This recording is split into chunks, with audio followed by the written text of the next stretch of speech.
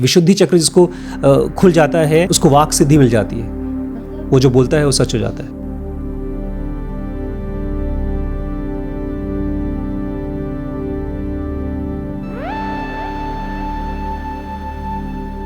नमस्कार दोस्तों, स्वागत है आपका ज़ेन योगा चैलेंज 2022।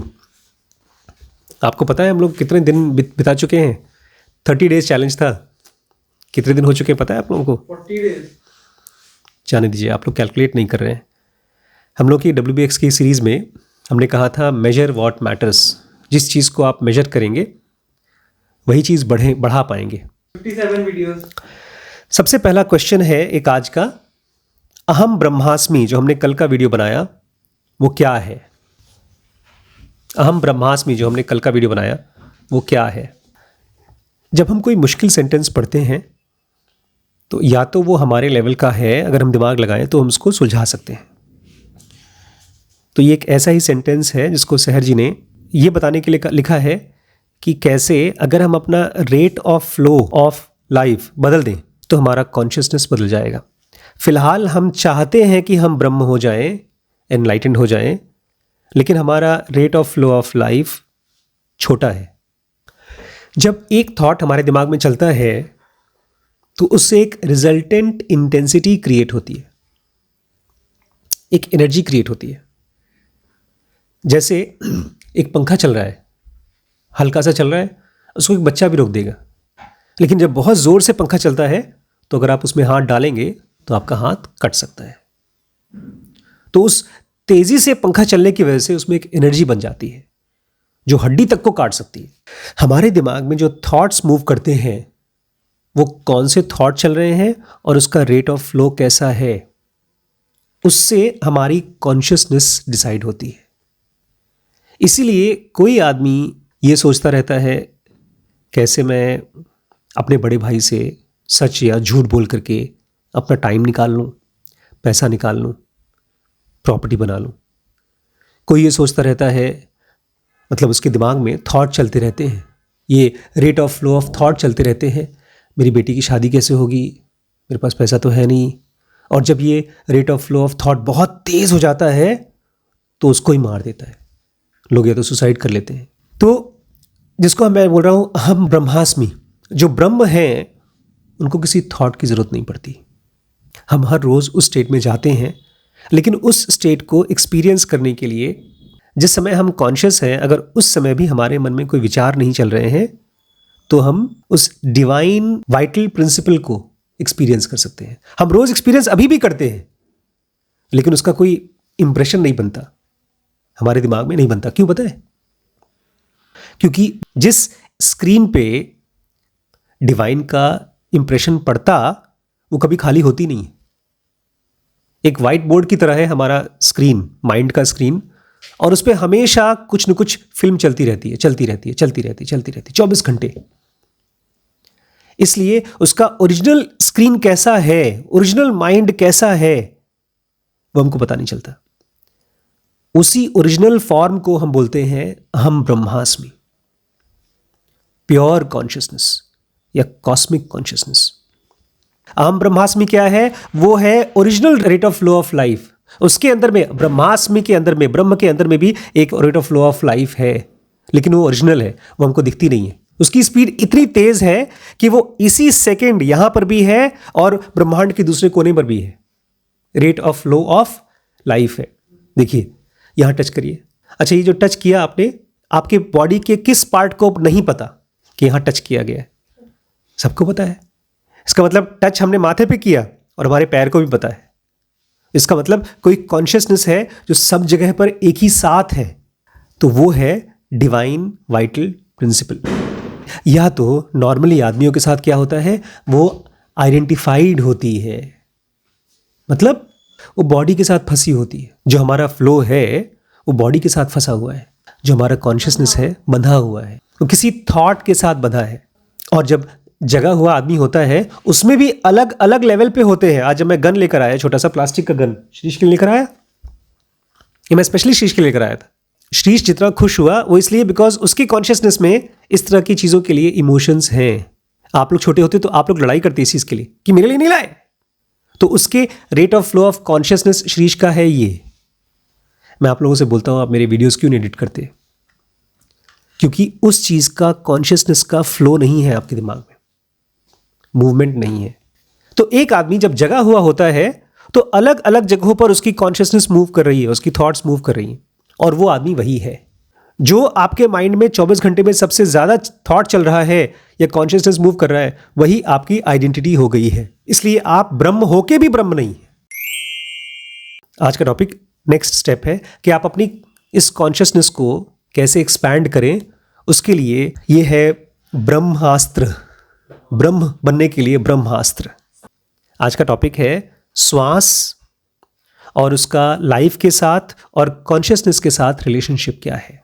एक नई चीज़ कहती है जनोगा, दुनिया में जितने भी टाइप के कॉन्शियसनेस हैं, इंसान, जानवर, पेड़ पौधे, पहाड़, नदियाँ, प्लैनेट्स, ये सब के सब, चाहे लोअर फॉर्म्स हो चाहे हायर फॉर्म्स हो, ये सब अपने अपने अलग अलग तरीके से सांस लेते हैं।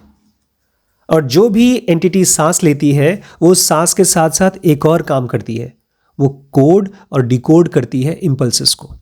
मतलब वो लेती है इम्पल्स, उसको खोलकर समझती है, डिकोड करती है, और जब उसको डिकोड कर लेती है तो बाहर थॉट्स के फॉर्म में भेजती है। तो ऐसा नहीं है कि खाली आप सोचते हैं और मैसेज देते हैं अपने दोस्तों को, अपने बॉयफ्रेंड को, अपने टीचर्स को। एक पेड़ भी दूसरे पेड़ को मैसेज पहुंचाता है। ये तो रिसर्च हुआ है। जैसे हमारे पास ECG की मशीन है, ऐसे ही पेड़ों का वाइब्रेशन चेक करने के लिए एक मशीन बनाई गई, और उस मशीन को जब पेड़ों पे लगाया गया तो एक बहुत ही कमाल की चीज़ देखी गई कि अगर कोई आदमी कुल्हाड़ी लेकर पेड़ के पास जा रहा है लेकिन वो पेड़ को काटना नहीं चाहता तो पेड़ में कंपन नहीं होता, पेड़ डरता नहीं है।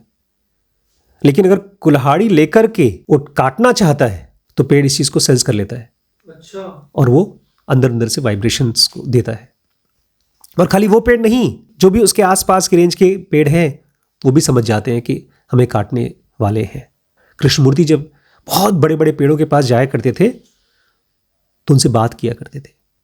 एक पेड़ था जो बहुत पुराना हो गया था और वो किसी प्रोजेक्ट के बीच में आ रहा था, तो लोग बात कर रहे थे कि इसको काट देना चाहिए, इसमें से तो हरियाली है ही नहीं, सूख गया है। तो कृष्णमूर्ति जाकर उसको बोलते थे कि तुम अपने आप को कुछ निकालो इसमें से, कुछ पौधे, कुछ फूल, कुछ पत्ते, और निकल आया अगले साल। तो चाहे पेड़ पौधे हों चाहे इंसान हो, हर कोई सांस लेता है, हर कोई सांस लेता है, हर कोई इम्पल्स लेता है, डिकोड करता है और थॉट्स देता है।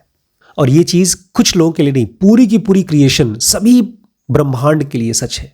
इस पूरे ब्रह्मांड में लाइफ और कॉन्शियसनेस अलग अलग स्टेट्स में रहती है, बसती है, एग्जिस्ट करती है। अब सांस बहुत ज़रूरी है हमारे सभी normal day to day functions के लिए, लेकिन जिसको आप लाइफ कहते हैं और जिसको आप सांस कहते हैं, ये लगता है सिनोनिमस कि दोनों एक साथ आ रहे हैं। कहते हैं इस आदमी के अंदर में प्राण नहीं रह गए, मतलब सांस नहीं रह गई या लाइफ नहीं रह गए। ये लगता है सिनोनिमस, लेकिन ये सिनोनिमस है नहीं। ये दोनों एक साथ अलग अलग चीज़ें हैं जो बर्थ के समय हमारे पास आती हैं और डेथ के साथ अलग अलग चली जाती हैं। ये दो अलग अलग एंटिटीज़ हैं, लाइफ एंड ब्रेथ। तो सवाल ये उठता है, लाइफ के साथ ब्रेथ का, सांस का क्या रिश्ता है? ये सवाल आपको पूछना होगा। हम लोग वैसे भूल जाएंगे, पूछेंगे नहीं। क्यों?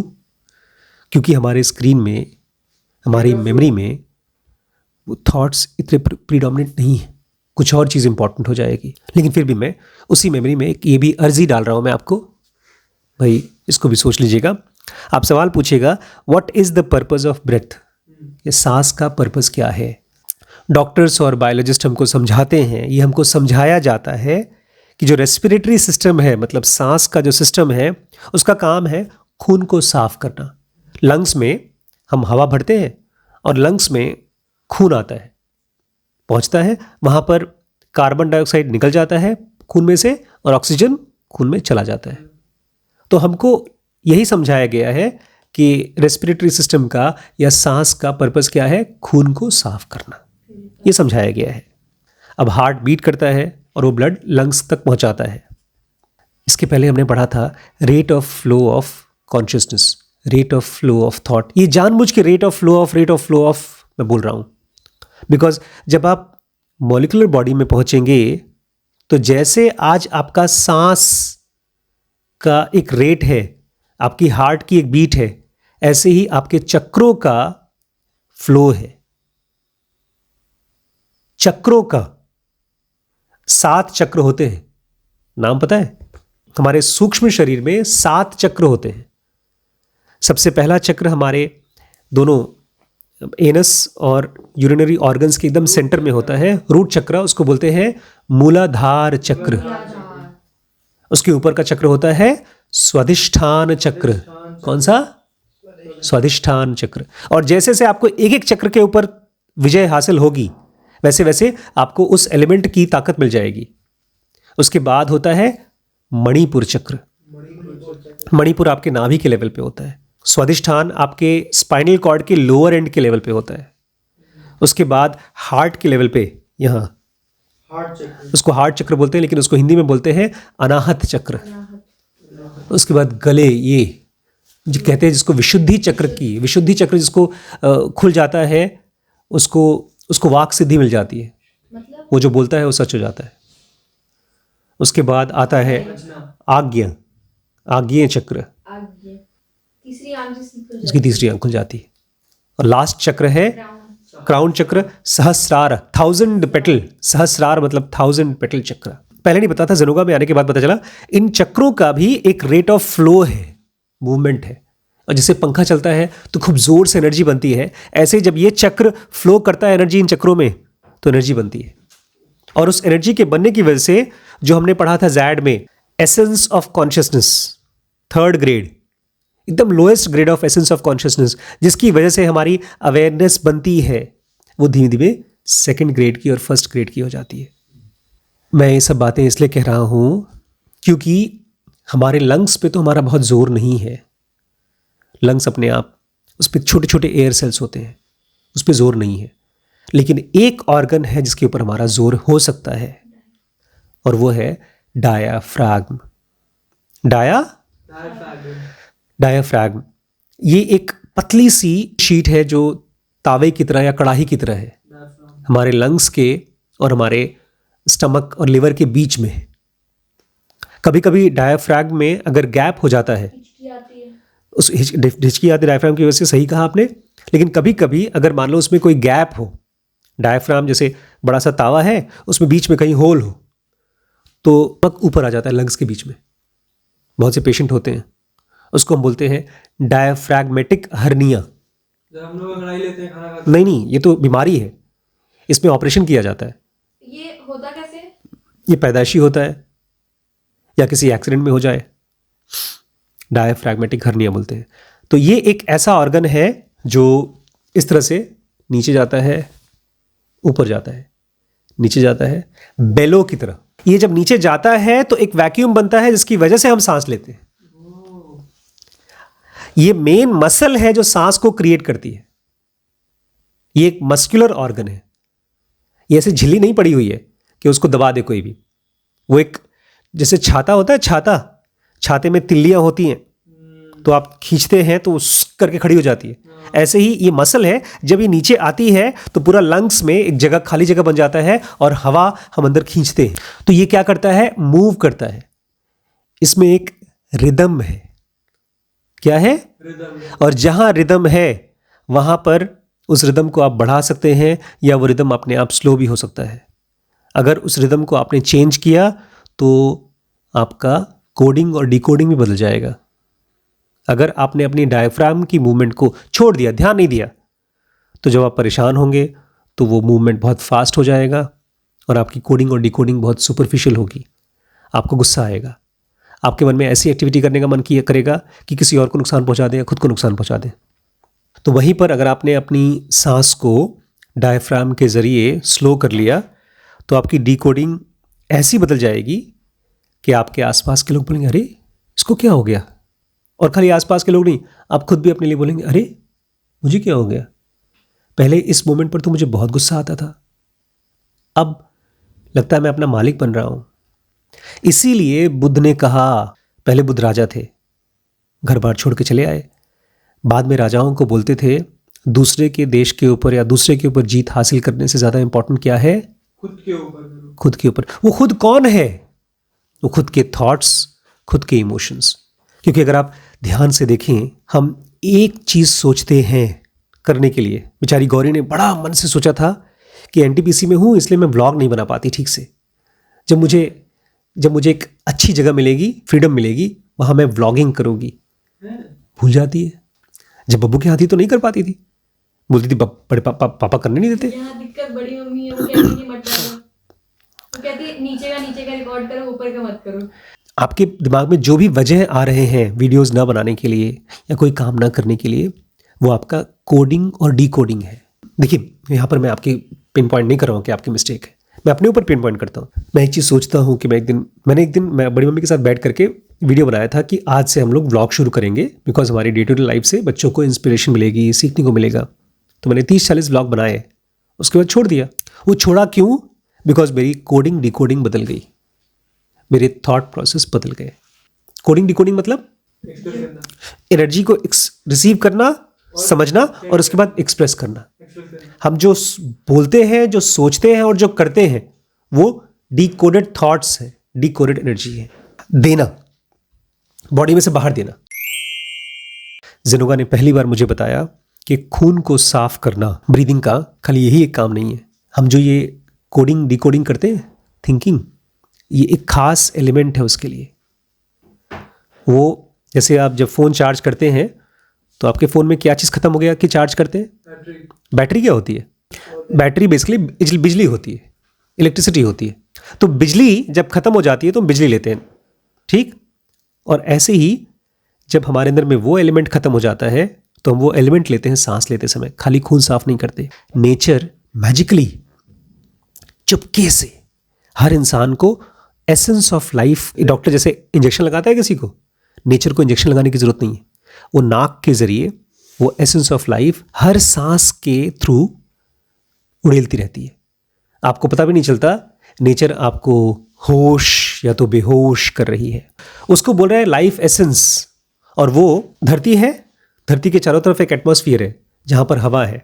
जैसे जैसे आप हवा ऊपर जाते जाते हैं, हवा का प्रेशर कम होते जाता है और एक पॉइंट के बाद तो हवा है ही नहीं। लेकिन वहाँ पर भी एसेंस ऑफ लाइफ है, दूसरे प्लैनेट्स पर भी एसेंस ऑफ लाइफ है। जहाँ जहाँ कहीं पर भी आप सोच सकते हैं उन सभी जगहों पर एसेंस ऑफ लाइफ है। ये एसेंस ऑफ लाइफ ऐसा है जैसे कि समुद्र का पानी, और उसके अंदर में सभी जीव जंतु घूम रहे हैं। अगर वो ना हो तो ये जिसको आप लाइफ की तरह देख रहे हैं, एक समझ लीजिए वो स्क्रीन है और उसी के ऊपर ये फिल्म चल रही है जिसको हम लोग एक्सपीरियंस करें लाइफ के फॉर्म में। नेचर आदमी को ऑक्सीजन से कुछ ज़्यादा हर सांस के साथ दिलवाती है। ये इसलिए आपको पॉइंट आउट किया जा रहा है कि आप रियलाइज करें उसको ब्रेथ के साथ, हाँ ब्रेथ के साथ वो मिलती है। वो एक तरह से आप हर सांस के साथ वो मैजिकल एलिमेंट ले सकते हैं। अगर आप सोने के चोर हैं, सोना आपको पसंद है, तो आपको ये नाक के थ्रू एक स्पेशल काइंड ऑफ गोल्ड मिल रहा है, लाइफ गिविंग गोल्ड। जब हम सांस लेते हैं तो हम बाहर के एलिमेंट को अपने सिस्टम में डालते हैं। जब सांस लेते हैं तो बाहर के एलिमेंट को अपने सिस्टम में डालते हैं। ये इम्पल्स हमारे बॉडी के थ्रू हमारे नर्व्स सेंटर में जाता है। नर्व सेंटर क्या होता है? एक तरह से ब्रेन।